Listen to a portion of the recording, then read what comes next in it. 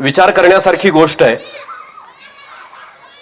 एखादा माणूस एखाद्या मतदारसंघाचा 30 वर्ष जर आमदार असेल तर त्या मतदारसंघातले सगळेच रस्ते त्या माणसाला परिचित किंवा माहित नसतात। पण 30 वर्ष माळवा या राज्याच्या राणी म्हणून त्या राजगादीवरती बसल्यानंतर काश्मीरच्या नंदनवनापासून ते मलयगिरीच्या चंदनवनापर्यंत, कच्छच्या रणापासून ते कोहिमच्या वनापर्यंत, नेपाळ नावाच्या देशातल्या पशुपतीनाथाच्या मंदिरापासून ते पाकिस्तानातल्या कराचीतल्या एका हिंदू देवालयापर्यंत या देशाचा आणि देशाच्या बाहेरच्या अनेक भागाचा एकही कोपरा आणि एकही जागा अशी नाही की जिथे आपल्या 30 वर्ष राजगादीवरती बसल्यानंतर त्या सत्तेच्या काळात लोकमाता पुण्यश्लोक अहिल्यादेवी होळकरांनी आपल्या कार्यमुद्रा उमटवलेल्या नाहीत। ही गोष्टच मला वाटतं प्रचंड प्रेरक आणि स्फूर्तिदायी असल्याची तुम्हाला आणि मला जाणवते आहे। त्या लोकमातेची जयंती आज या ठिकाणी साजरी होत असल्याचे आपल्याला पाहायला मिळते। इथं जमलेल्या प्रत्येकानं स्वतःच्या अंतःकरणाला आज एक प्रश्न विचारणं मला वाटतं गरजेचं आहे की आमच्यातून निघून गेलेल्या 10 वर्षापूर्वी, 12 वर्षापूर्वी, 20 वर्षापूर्वी, 15 वर्षापूर्वी आमच्यातून निघून गेलेल्या आमच्या कुटुंबातल्या एखाद्या माणसाचं नाव जर आम्हाला विचारलं तर आम्हाला ते नाव सहसा लवकर आठवत नाही किंवा आमच्यातल्या एखाद्या माणसाचं स्मरणही आम्हाला होत नाही। पण 300 वर्ष लोकमाता पुण्यश्लोक अहिल्यादेवी होळकरांच्या जन्माला झालीत। पण आज 300 वर्षाच्या नंतर सुद्धा लोकमाता पुण्यश्लोक अहिल्यादेवी होळकरांची जयंती आज राष्ट्रीय आणि वैश्विक स्तरावरती का साजरी केली जाते? कारण लोकमाता पुण्यश्लोक अहिल्यादेवी होळकर आजही तुमच्या माझ्यात जिवंत असल्याचे आपल्याला पाहायला मिळतात। तुम्ही म्हणाल अहिल्यादेवी होळकर आमच्या जिवंत कशात? काल परवाच मी मुंबईवरून नाशिकला जात होतो। मुंबईवरून नाशिकला जाताना कसाऱ्याचा घाट लागतो। त्या कसाऱ्याच्या घाटात अचानकपणे सगळीकडे रखरखत्या उन्हाचा तो रखरखपणा मला दिसत होता, जाणवत होता। पण त्या कसाऱ्याच्या घाटामध्ये एका जागेवरती मला जराशी हिरवळ आणि जरासं चैतन्यदायी वातावरण दिसलं। मी थांबलो, पाहिलं तिथे एक विहीर आहे, त्या विहिरीला वरती घुमट आहे। मी त्या विहिरीच्या जवळ गेलो। एवढ्या रखरखत्या उन्हात या शतकात सुद्धा त्या विहिरीमध्ये थंडगार गोड पाणी होतं आणि त्या पाण्याचा आस्वाद आणि त्या पाण्यानं स्वतःची तहान भागवण्यासाठी अनेक जीव त्या विहिरीच्या काठावरती बसले होते। एका तिथल्या स्थानिक वाटाड्यानं मला सांगितलं 250 वर्षापूर्वी कसाऱ्याच्या या घाटामध्ये लोकमाता पुण्यश्लोक अहिल्यादेवी होळकरांनी ही विहीर बांधलेली आहे। ती विहीर आज 250 वर्षानंतर सुद्धा तप्तप्त्या उन्हामध्ये जीवाची तहान भागवण्याचं काम करतायत। त्या क्षणाला मला जाणीव झाली लोकमाता पुण्यश्लोक अहिल्यादेवी होळकरांनी या देशाच्या पाठीवरती अशा हजारो बारवा, हजारो विहिरी आणि हजारो पुष्करणी बांधल्याच्या मला पाहायला मिळतात। त्यातून एखाद्या जीवाची तहान भागवली जात असेल तर त्या भागवल्या जाणाऱ्या तहानेतून आणि पाण्याच्या थेंबातून आजही या देशाच्या पाठीवरती अहिल्यादेवी होळकर आम्हाला जिवंत असल्याच्या पाहायला मिळतात। अनेक ठिकाणी लोक प्रवास जायचे इकडे तिकडे, जाताना अन्नाचा एखादा घास जर खायचा असेल तर कुठे खायचा हा प्रश्न असायचा। एखाद्या भुकेल्या माणसाची भूक भागवण्यासाठी लोकमातेनं आपल्या 30 वर्षाच्या सत्तेच्या काळात या देशात पावलोपावली अन्नछत्र उभं केल्याचं काम तुम्हाला आणि मला पाहायला मिळतंय। या देशात आज कुठे आम्ही प्रवासाला निघालो तर रस्त्यानं जाताना आम्हाला रस्त्याच्या दोन्ही बाजूला वडाची आणि वटवृक्षाची प्रचंड विशाल झाडं एकेकाळी पाहायला मिळायची। आजही बऱ्याच ठिकाणी ती झाडं आहेत। ती झाडं लोकमाता पुण्यश्लोक अहिल्यादेवी होळकरांनी त्यांच्या काळात लावली आणि तो रस्ता लोकमाता अहिल्यादेवी होळकरांनी बांधल्याचं आणि बनवल्याचं तुम्हाला मला पाहायला मिळतंय। अशा किती गोष्टी लोकमाता पुण्यश्लोक अहिल्यादेवी होळकरांच्या आमच्या लक्षात येत आहेत। सांगण्यासारख्या प्रचंड गोष्टी आहेत। आज या देशामध्ये एक राम मंदिर एकेकाळी पाडलं गेलं, एक रामाचं अयोध्येतलं मंदिर उद्ध्वस्त झालं आणि त्या जागेवरती पुन्हा एकदा रामाचं मंदिर नव्याने उभं राहिलं। त्यावेळी या देशामध्ये किती चैतन्य आणि किती समाधानाचं वातावरण निर्माण झालं होतं। इथं जमलेल्या प्रत्येकाला विचार करण्यासारखी गोष्ट आहे। या देशामध्ये उद्ध्वस्त केलं गेलेलं राम जन्मभूमीतलं एक रामाचं मंदिर उभं केलं गेलं, त्यामुळे या देशात चैतन्य निर्माण झालं।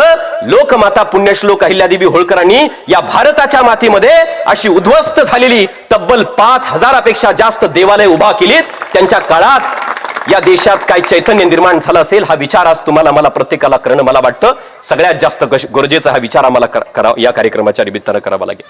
आणि त्या लोकमातेचा इतिहास आज समजून घेण्यासाठी, त्या पुण्यश्लोक लोकमाता अहिल्यादेवी होळकरांचं कार्यकर्तृत्व लक्षात घेण्यासाठी आज तुम्ही आणि मी या कार्यक्रमाच्या निमित्ताने या ठिकाणी जमलो आहोत। लोकमाता पुण्यश्लोक अहिल्यादेवी होळकरांचा इतिहास समजून घेत असताना वडीलधाऱ्या मंडळींनो, तरुण बांधवांनो, आम्हाला होळकरशाहीची सुरुवात आणि होळकरशाही सगळ्यात पहिल्यांदा लक्षात घ्यावी लागेल। पुण्यश्लोक अहिल्यादेवी होळकरांना समजून घेत असताना मल्हारराव होळकर हे नाव अहिल्यादेवींच्या इतिहासातून वजा करता येत नाही। एवढं विशाल योगदान या देशाच्या इतिहासात मल्हारराव होळकरांचं सुद्धा हे लक्षात घ्या। कोण होते मल्हारराव होळकर? आज आम्ही जय मल्हार म्हणतो, पण मल्हारराव होळकर नेमके कोण होते हे सगळ्यात पहिल्यांदा पुण्यश्लोक अहिल्यादेवी होळकरांचा इतिहास समजून घेताना तुम्हाला मला आणि प्रत्येकाला लक्षात घेणं गरजेचं आहे। फलटण जवळ होळ नावाचं गाव आहे। दूर कुठेतरी राहणारे कुटुंब फलटण जवळच्या होळला स्थायिक झालं। होळला राहत आहेत म्हणून त्यांचं भविष्यात होळकर हे नाव झालं। त्या होळकर कुटुंबामध्ये एका सामान्य घरात एका चिमुकल्याचा जन्म झाला आणि जवळच असणाऱ्या खंडरायाची साक्ष आणि खंडरायाची भक्ती, त्या मल्हारी मार्तंडाची भक्ती आणि त्या भक्तीच्या जाणीवेतून त्या पोराचं नाव मल्हार ठेवलं गेलं। वर्ष 3 वयाच्या 300व्या वर्षी वर्ष 3 असताना त्या मल्हार नावाच्या चिमुकल्याच्या पित्याचा देहांत झाला। मल्हार नावाचा चिमुकल्याचे वडील वारले गेले आणि मग घरातली भाऊबंदकी संपत्तीच्या वादातून या चिमुकल्याची हत्या करतील म्हणून आईनं त्या मल्हारला खानदेशात असणाऱ्या आपल्या मामा भोजराज बारगळ, मल्हाररावांचे मामा भोजराज बारगळ आहेत, भोजराज बारगळ यांच्याकडे ठेवलं. भोजराज बारगळ काय करतायत तर कदम बांड्यांचे 25 सैन्य आहे, त्या 25 सैन्यात सहभागी आहेत मल्हारराव होळकर. तेच मल्हारराव होळकर चिमुकले मल्हारराव त्या मामांच्या स्थायिक झाले आणि कदम बांड्यांच्या सैन्यामध्ये दाखल होण्याची अभिलाषा त्यांच्या अंतःकरणात आहे. मामा भोजराजानं त्यांना तलवार चालवायला शिकवलं. मामा भोजराजानं त्यांना तलवार उत्तमतेनं कशी चालवायची हे शिकवलं. मल्हाररावांची तलवार इतकी तरबेजतेनं, इतक्या उत्तमतेनं चालायची की एकदा थोरल्या बाजीराव पेशव्यांची नजर मल्हाररावांच्या तलवारीवरती पडली आणि थोरले बाजीराव पेशवे बेहद खुश झाले, अभिमान त्यांना वाटला.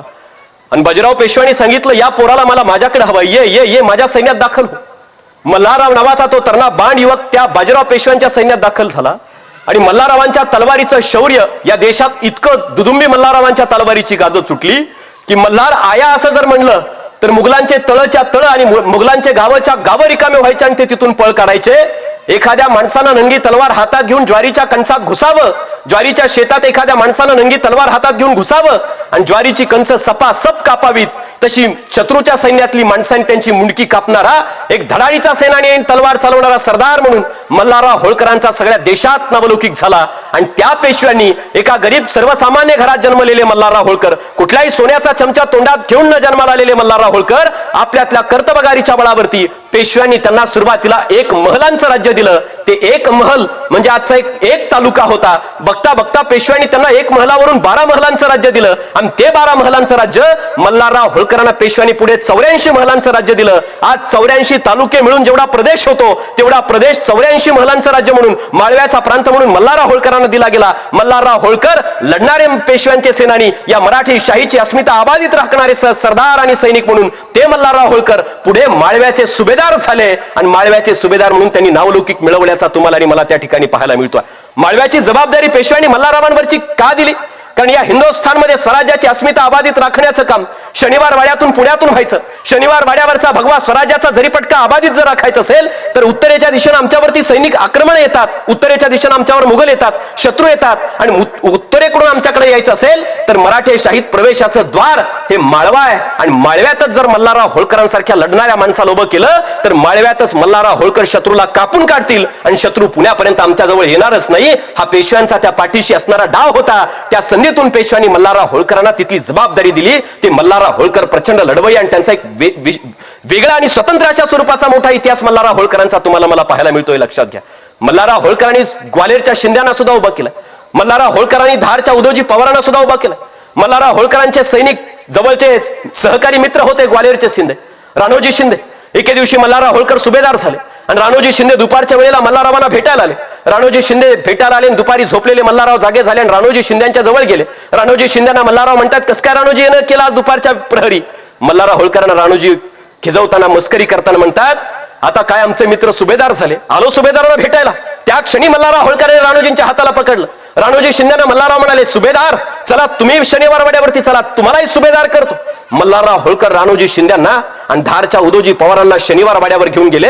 मल्हारराव होळकरांच्या शब्दाला शनिवार वाड्यावर एवढी किंमत होती, मल्हाररावांनी एकदा शब्द टाकला आणि पेशव्यांनी राणोजी शिंद्यांना सुभेदारकी दिली. पेशव्यांनी धारच्या उदोजी पवारांना सुभेदारकी दिली. आज जे ज्योतिरादित्य सिंधिया आणि त्यांचा सगळा सिंधिया परिवार दिसतोय, त्यांच्या पूर्वजांना सुभेदारकी जर कुणी दिली असेल तर मल्हारराव होळकरांनी दिली, हे आपल्याला लक्षात घेणं गरजेचं आहे. म्हणून आजही सुभेदारकी दिल्याच्या कारणास्तव त्याही अहिल्यादेवी होळकरांच्या इतिहासाच्या कालखंडात सुद्धा राणोजींचे पुढचे वारसदार महादजी बाबा शिंदे वयाने मोठे असताना सुद्धा अहिल्यादेवी जर समोरून येताना दिसले तर महादजी बाबा कमरेतून वाकून अहिल्यादेवींना नमस्कार करायचे, कारण मल्हारराव होळकरांच्या उपकाराची जाण त्यांच्या अंतःकरणात होती, हे लक्षात घ्या. हा होळकरांचा परिवार होता. राणोजी शिंद्यांसारख्या इतर अनेकांसारख्यांना सुभेदारकी देऊन त्यांना उभं करण्याचं काम या पवारांच्या परिवाराने केल्याचं तुम्हाला मला पाहायला मिळत आहे. छत्रपती शिवाजी महाराजांनी स्वराज्याची निर्मिती करून ज्या भगव्या जरीपटक्याची आणि स्वराज्याची अस्मिता अबाधित राखण्याचं काम केलं, त्या भगव्या जरीपटक्याचा मान अबाधित राखण्यासाठी हातात नंगी तलवार घेऊन या हिंदुस्थानच्या मातीत उभ्या राहिलेल्या शत्रूला कापून काढत भगवा सही सलामत फडकवता ठेवण्यासाठी मल्हारराव होळकरांचं प्रचंड मोठं योगदान आहे. आणि ते योगदान अहिल्यादेवी होळकरांचा इतिहास सांगताना तुम्हाला मला वजा करता येणार नाही, हे सगळ्यात पहिल्यांदा लक्षात घ्या. अहिल्यादेवी होळकरांचं कर्तृत्व समजून घेत असताना हेच मल्हारराव होळकर आपल्या सैन्यासह पुण्याला शनिवार वाड्यावर निघालेत. माळव्यातून शनिवार वाड्याकडे जात असताना मल्हारराव होळकरांच्या सैन्याचा तळ आताच्या अहिल्यानगर जिल्ह्यातल्या जामखेड तालुक्यातल्या चौंडी या सीना नदीच्या काठावरती असलेल्या गावात मल्हारराव होळकरांच्या सैन्याचा तळ पडला. आणि सैन्याचा त्या काळात जर एखाद्या गावात तळ पडला तर चिटपाखरू सुद्धा, गावातलं माणूस सुद्धा त्या सैन्याकडे फिरकत नसायचं. कारण सैनिकांच्या अंगात असणारी, हातात असणारी शस्त्र सज्जता पाहून लोक घाबरायची. मल्हाररावांच्या सैन्याकडे काळकुत्र माणूसही येईना. आणि मल्हारराव होळकर एके दिवशी दुपारच्या प्रहरी, सायंकाळच्या प्रहरी मल्हारराव होळकर त्या सीना नदीच्या तीरावरती असणाऱ्या शंकराच्या, महादेवाच्या राऊळाच्या जवळ बसलेत. आणि अचानक मल्हाररावांनी दुरून येताना एका चिमुकल्या पोरीला पाहिलं. तेजपुंज एक चिमुकली. मल्हारराव होळकर बसलेत त्या शंकराच्या राऊळाकडे येताना मल्हारराव होळकरांना दिसली. मल्हाररावांच्या लक्षात येणं, ही तेजस्वी पोरगी, ही चिमुकली पोर या दिशेनं काय येते. बघता बघता ती चिमुकली मुलगी त्या राऊळाच्या, महादेवाच्या, शंकराच्या पिंडीच्या राऊळाच्या जवळ आली, गाभाऱ्यात गेली. आणि महादेवाच्या गाभाऱ्यात असणारा अंधार दूर करण्यासाठी त्या चिमुकलीनं उजेडाचा एक दिवा तिथं लावला. ती मुलगी बाहेर आली, गोरगरिबांना दानधर्म केलं. मल्हाररावांना त्या लेकीचं, त्या पोरीचं कुतूहल वाटलं. ती पोरगी बघता बघता त्याच सीना नदीच्या तीरावरती गेली. तिथं वाळू होती. पसरलेल्या वाळूला तिनं जमा केलं. त्या वाळूत एक महादेवाची पिंड बनवली. आणि अचानक मल्हाररावांच्या कानावर सैनिक गरजले. आपल्या तळातला घोडा पसरलाय, आपल्या तळातला घोडा उधळलाय. तो घोडा वाऱ्याच्या वेगानं त्या सीना नदीच्या तीराकडे धावतोय. मल्हारराव त्या घोड्याला पकडण्यासाठी सरसावले. त्याच वेळी मल्हाररावांना दिसलं, हा घोडा ती चिमुकली जिथं महादेवाची पिंड बनवते त्या पिंडीच्या, त्या पुरीच्या दिशेनं उधळलाय. आता हा घोडा क्षणात त्या पिंडीजवळ जाईल, त्या पुरीला चिरडून टाकेल. आता काही खरं नाही. मल्हारराव होळकरांनी त्या चिमुकलीला बाजूला सरकण्याची विनंती केली. मल्हाररावांनी त्या चिमुकलीच्या दिशेनं आवाज फेकला, पण त्या पुरीनं काही त्या आवाजाकडे लक्ष दिलं नाही. घोडा येतोय त्या चिमुकलीला दिसलं आणि त्या चिमुकलीच्या लक्षात आलेला हा घोडा, उधळलेला हा घोडा सरळ जर इकडे चालत आला तर या महादेवाच्या पिंडीला बरखास्त करेल, या महादेवाच्या पिंडीला आपल्या खुरानी पायाने तसनच करेल. त्या मुलीनं स्वतःचा जीव वाचवण्याचं सोडून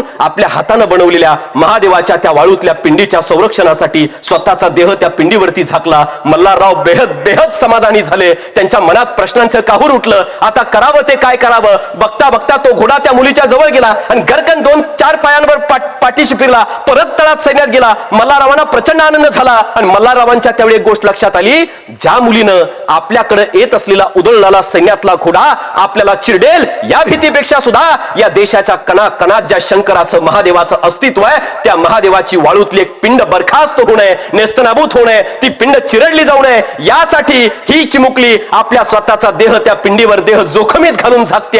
याचा अर्थ हीच मुलगी भविष्यामध्ये उभ्या हिंदुस्थानच्या मातीत आपल्या कार्यकुशलतेचा प्रकाश निर्माण केल्याशिवाय राहणार नाही. मल्हाररावांनी विचारलं, या मुलीचं नाव काय, कुणाची ही पोर. मल्हाररावांच्या कानावर माहिती आली, चौंडीतले मानकोजी शिंदे आणि सुशीला देवींच्या पोटी जन्मलेली ही लोकमाता पुण्यश्लोक अहिल्यादेवी होळकर आहे. अहिल्या नावाची ही कन्या आहे. मल्हाररावांनी सकाळचा सूर्य उगवण्याची वाट पाहिली. रात्रभर मल्हाररावांना झोपच आली नाही. सकाळचा सूर्य उगवला आणि मल्हारराव लगोलग मानकोजी शिंद्यांच्या घरी गेले. मानकोजी शिंद्यांना मल्हारराव चहाचा घोट घेताना म्हणाले, मानकोजीराव, ताकाला जाऊन भांड लपवणारी जात माझी नाही, मी सरळच बोलतो. तुमची तेजपुंज अहिल्या माझा पोर खंडेरावासाठी त्याची पत्नी म्हणून मला हवी आहे. तुमची परवानगी असेल तर लगेच आपण वेळ न दवडता लग्नाची तयारी करूया. मानकोजी खुश झाले. पेशव्यांच्या दरबारी ज्यांच्या शब्दाला किंमत आहे, उभ्या हिंदुस्थानमध्ये ज्यांच्या तलवारीचं वजन आहे, त्या मल्हाररावांच्या पोरासाठी आपली लेक जर पत्नी म्हणून आणि मल्हाररावांची सून म्हणून जात असेल तर कुणाला नको असेल. मानकोजी खुश झाले. सुशीला देवी खुश झाल्या. लगोलग लग्नाची बोलणी झाली. लग्न ठरलं. 1733 ला अहिल्यादेवींचं वय 8 वर्षाचं असताना पुण्यश्लोक लोकमाता अहिल्यादेवींचा प्रवास इंदोरच्या दिशेनं, माळव्याच्या दिशेनं झाला. आणि झाला सुरू प्रवास.